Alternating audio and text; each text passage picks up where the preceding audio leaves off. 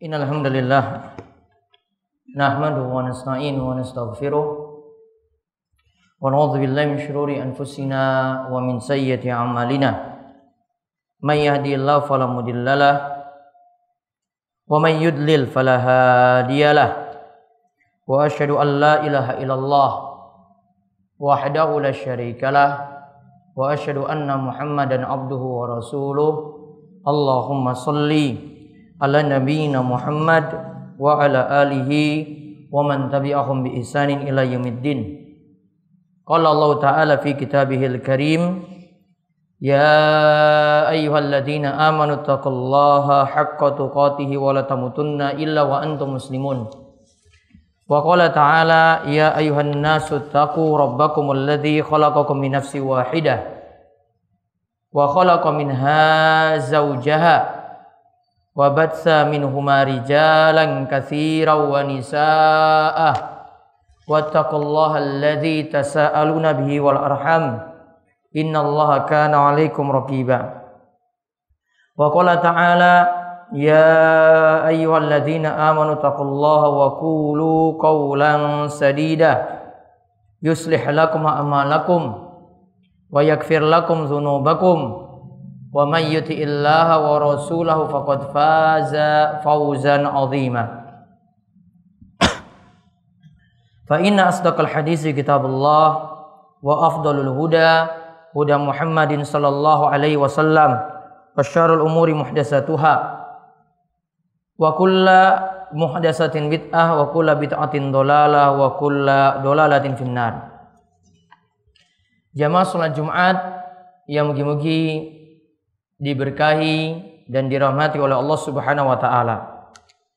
Segala puji pada Allah. Kita memujinya, meminta pertolongan padanya, meminta ampunan padanya. Kami berlindung dari kejelekan diri kami dan kejelekan amal kami. Siapa yang diberi petunjuk oleh Allah, maka tidak ada yang dapat menyesatkannya.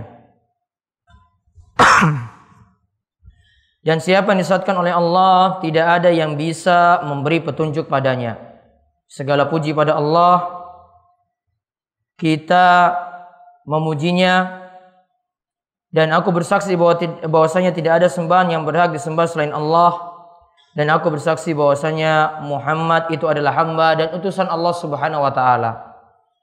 Kemudian semoga salawat tercurah pada Nabi kita, junjungan kita, Nabi terakhir yang menjadi suri teladan kita, Nabi besar kita Muhammad sallallahu alaihi wasallam, juga kepada keluarga dan sahabatnya serta yang mengikuti mereka dengan baik hingga akhir zaman. Para jamaah rahimani wa rahimakumullah. Di bulan Ramadan yang sebentar lagi kita akan masuki, di bulan Ramadan kita punya kewajiban untuk berpuasa.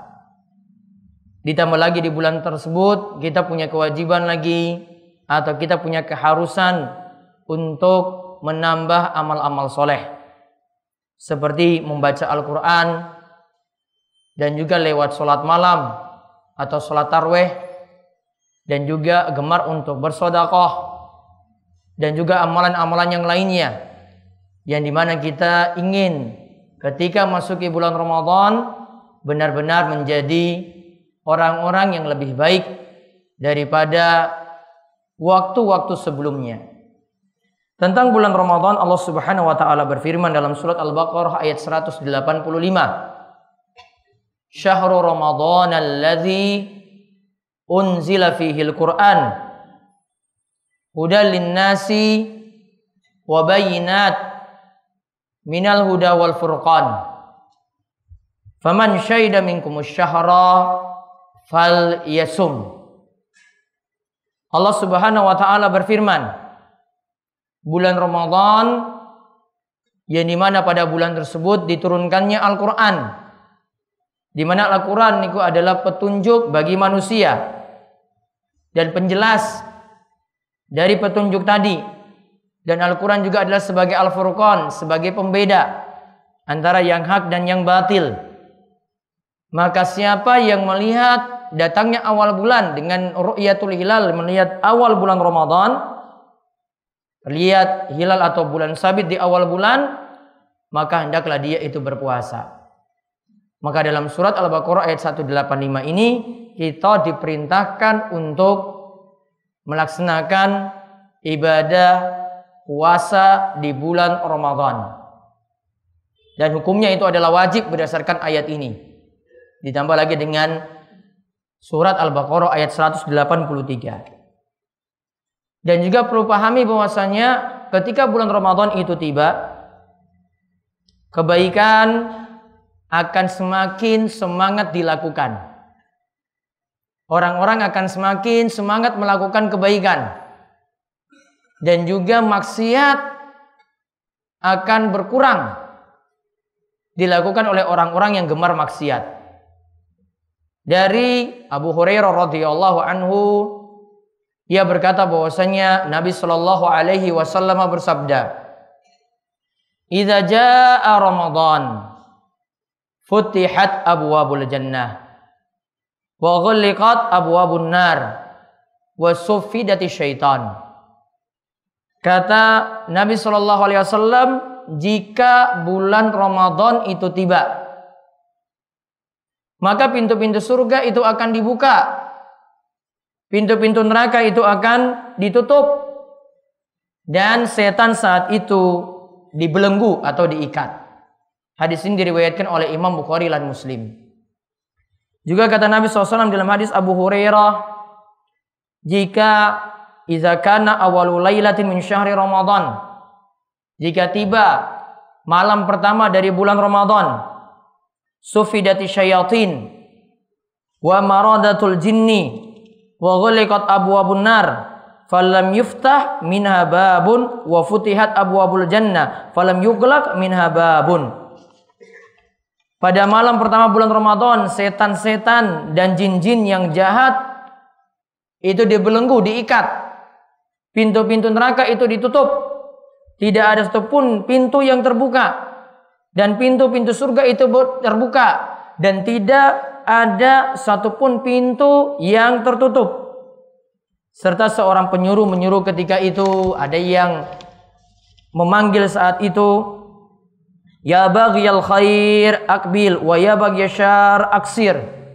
Wahai orang-orang yang melakukan kebaikan, ayo semangat untuk melakukan kebaikan. Wahai orang-orang yang melakukan kejelekan, kurangilah untuk melakukan maksiat, kurangilah untuk melakukan kejelekan. Kemudian Nabi SAW mengatakan, "Walillahi utaqa'u minan nar wa dzalika kullal lailatin." Dalam hadis ini diterangkan bahwasanya Allah memiliki hamba-hamba nantinya yang selamat dari api neraka pada setiap malam di bulan Ramadan yang ada tadi. Jadi setiap malam itu ada orang-orang yang diampuni dosa-dosanya, ada yang dibebaskan dari api neraka. Hadis ini diriwayatkan oleh Imam Tirmizi dan Ibnu Majah. Hadisnya derajatnya itu hasan. Syekh Ibrahim Ar-Ruhaili itu mengatakan bahwasanya dalil ini menunjukkan seluruh amalan kebaikan yang dilakukan di bulan Ramadan punya keutamaan yang besar. Ada yang nambah sholat selain sholat wajib dengan sholat malam. Ada yang nambah lagi dengan membaca Al-Quran. Ada yang gemar lagi untuk bersodakoh selain sodakoh yang wajib. Maka akan punya keutamaan yang besar dibandingkan dengan bulan-bulan yang lainnya. Lebih-lebih lagi kalau kita melakukan qiyam Ramadan, melakukan sholat tarawih, di samping kita melakukan puasa wajib. Dan memang dari hadis ini terbukti, para jamaah sekalian, di bulan Ramadan kita semangat untuk melakukan kebajikan. Maksiat sebagaimana seruan tadi memang benar-benar semakin berkurang. Namun kenapa masih ada terjadi maksiat di bulan Ramadan? Masih ada mungkin yang selingkuh. Masih ada mungkin yang di malam harinya minum minuman keras. Masih ada juga yang habiskan waktunya dengan maksiat, dengan berjudi. Padahal ini di bulan Ramadan, bulan yang suci. Padahal tadi dikatakan setan itu sudah diikat dan pintu kebaikan dibuka, ya, dan kejelekan ketika itu berkurang. Namun masih ada saja yang melakukan maksiat. Kata Imam Abul Abbas Al-Qurtubi, beliau menyatakan bahwasanya maksiat itu bisa terjadi di bulan Ramadan. Ada 3 hal. Yang pertama, karena memang ada yang melakukan puasa nggak benar. Ada yang tidak sempurna melakukan puasanya. Dia tidak memenuhi rukun dengan benar, syarat-syarat tidak dipenuhi dengan benar, cuma asal puasa saja, yang penting saya nahan makan, saya tidak makan, saya tidak minum seharian. Maka puasanya tidak serius seperti ini akan membuat dia untuk bisa tetap bermaksiat. Dan setan itu menggodanya lebih besar dibandingkan orang-orang yang selain itu. Di samping itu juga kata Imam Abul Abbas Al-Qurtubi, beliau mengatakan, kita kalau mengatakan bahwasanya setan tidak mengganggu orang yang berpuasa, tetap saja maksiat bisa terjadi karena dorongan hawa nafsu manusia. Dan hawa nafsu tadi cenderung untuk mengajak manusia untuk berbuat maksiat. Yang ketiga juga, setan yang diikat di sini bukan semua setan. Namun setan yang diikat kata Imam Al-Qurtubi di sini adalah setan yang punya masukan yang banyak. Sedangkan berarti setan-setan yang kecil itu akan berkeliaran untuk mengganggu manusia. Walaupun memang kenyataannya maksiat itu akan semakin berkurang di bulan Ramadan, namun tetap ada orang yang berbuat maksiat di bulan Ramadan. Para jamaah rahimani wa rahimakumullah, lantas bagaimana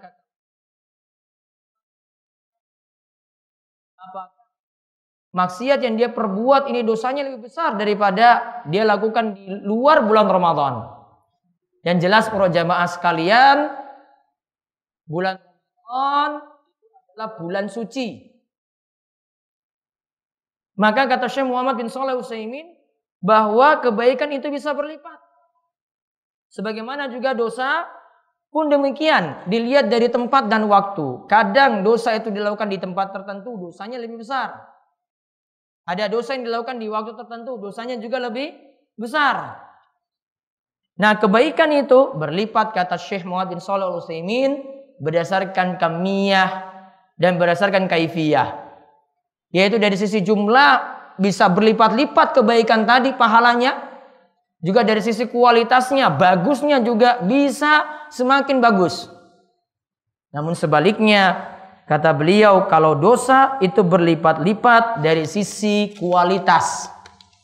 Artinya, kalau ada yang berbuat maksiat di bulan Ramadan, dosanya dikatakan besar dibandingkan dengan dosa-dosa yang lainnya yang dia lakukan di luar bulan Ramadan. Maka tugas kita untuk memperbanyak kebaikan dan tugas kita untuk menjauhi segala macam maksiat. Aku qouli hadza wa astaghfirullah li wa lakum wa lisairil muslimin innahu was-sami'ul alim.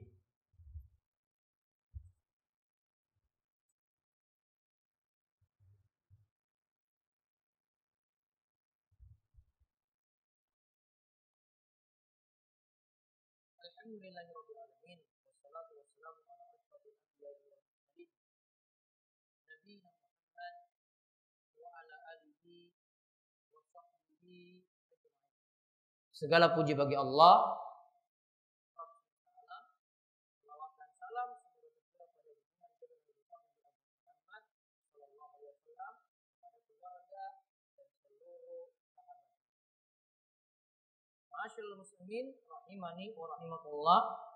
Jika kita sudah tahu bahwasanya dosa semakin besar jika dilakukan di bulan Ramadan, maka perlu pahami ada beberapa dosa di sini kami sebutkan 6 yang masih terus dilakukan di bulan Ramadan, dilanjutkan oleh orang-orang yang berpuasa. Yang pertama, mudah meninggalkan sholat. Ini kalau diteruskan di bulan Ramadan, kadang bentuknya adalah dengan meninggalkan sholat subuh. Kapan terjadi? Yaitu ada yang punya kebiasaan makan sahur, setelah makan sahur lanjut tidur. Juga yang kedua di sini, kebiasaan berbuat dosa yang terus-menerus masih lanjut dilakukan di bulan Ramadan, yaitu mudah-mudahan meninggalkan sholat berjamaah bagi laki-laki. Bapak sekalian, para remaja putra yang hadir, tolong pahami, sholat berjamaah 5 waktu itu hukumnya wajib. Berdasarkan dalil-dalil yang ada, saking Quran, saking hadis, bahkan perkataan dari para sahabat, kita sebagai laki-laki wajib untuk mendatangi masjid untuk melakukan sholat berjamaah. Yang ketiga, kalau perempuan ada yang melakukan dosa terus-menerus di bulan Ramadan, kemudian pakai jilbab. Atau dia melakukan maksiatnya memakai pakaian seksi, memakai pakaian yang super ketat, rambutnya sudah dibuka, kemudian ketat pakaiannya, buka-buka aurat. Kita sebagai orang yang memiliki wanita-wanita semacam ini, istri ataupun anak-anak, punya kewajiban untuk menasihati. Tidak dibiarkan begitu saja. Punya saudara perempuan dinasihati, punya anak perempuan, anak putri dinasihati, punya ibu yang belum berjilbab dinasihati. Moga Allah memberikan hidayah dengan nasihat kita yang baik kepada mereka. Kemudian yang keempat, ini khusus anak-anak muda-mudi, remaja-remaja, ini senangnya ngabuburit. Ada yang ngabuburitnya dengan jalan dengan pacarnya.